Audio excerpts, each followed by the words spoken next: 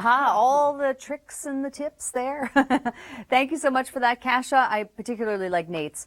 I think that's great. Let's take a look at what we are dealing with weather-wise this week. A bit of a topsy-turvy temperature story and trend this week. But first, let's check in with Michelle Mackey in Hamilton.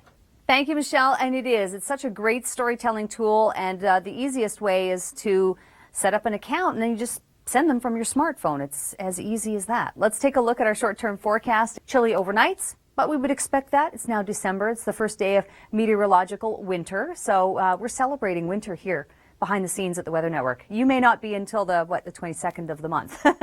So lake effect snow and warming up. Yeah, this says the pattern that we're going to be seeing actually over northern Ontario for the time being. But we can see here that there is some wet weather coming up to our north in this forecast, and then high pressure takes over. Once we look at our 7-day forecast, you can see. Thank you for that, Chris. We are going to be seeing possibly some showers across southern Ontario later this week, but not necessarily for Toronto. I'll explain more on the forecast in a moment. First, though, let's go down toward the Niagara region and join forces with Mike. Yeah, the first day of December, the first day of meteorological winter. So we're celebrating winter here at the Weather Network, and maybe you'll want to celebrate with us. You can actually join our conversation online and on Twitter at Weather Network. Let's take a look at our short-term forecast. Dry weather next couple of days. However, we will see this little trough coming in from the north and another batch of moisture to the south.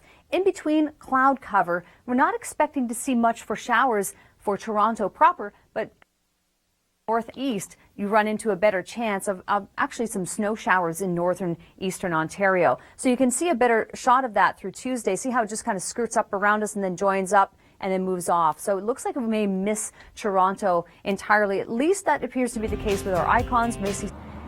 And a great app indeed. Thank you so much for that, Kasha. One of the most popular, of course. And hopefully you have it. If you don't, you can go to your favorite app store and just download it for free. Let's take a look at our weather outside. And to do that, we'll go Hamilton way first and check in with Michelle. We're just going to let them battle it out. We decided to turn the camera away. They just have some issues they need to work out.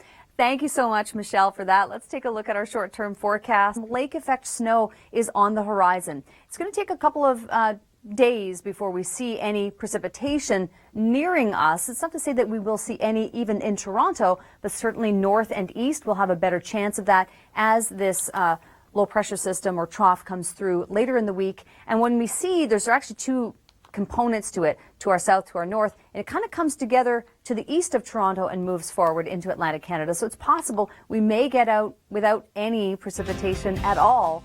The same won't be said for Ottawa, though.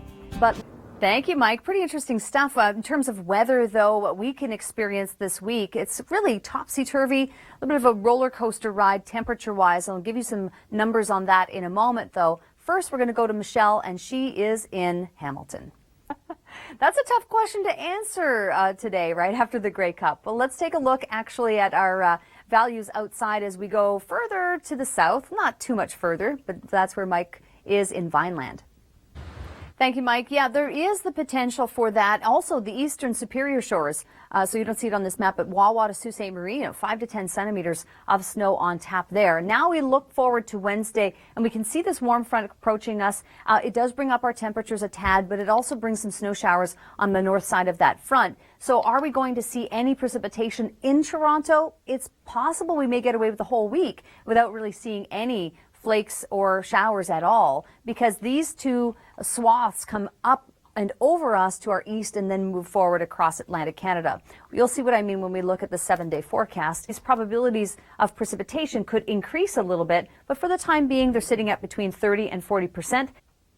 The temperatures are fluctuating a little bit this week, but overall, we're not seeing any big massive snowstorms or any spells of Arctic air necessarily. A little bit chilly today. We have west winds that are fairly moderate today, and that's, of course, going to impact you depending on your location. Let's go outside and check in with Mike.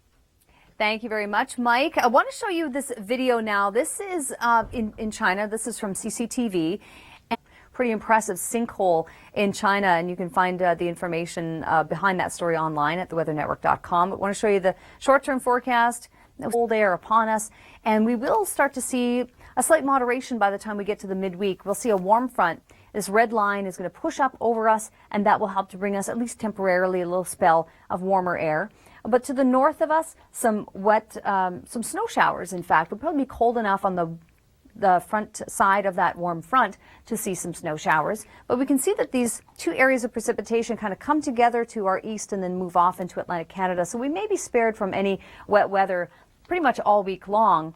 As we can see from our 7-day forecast, there's a lot of cloud cover on Wednesday.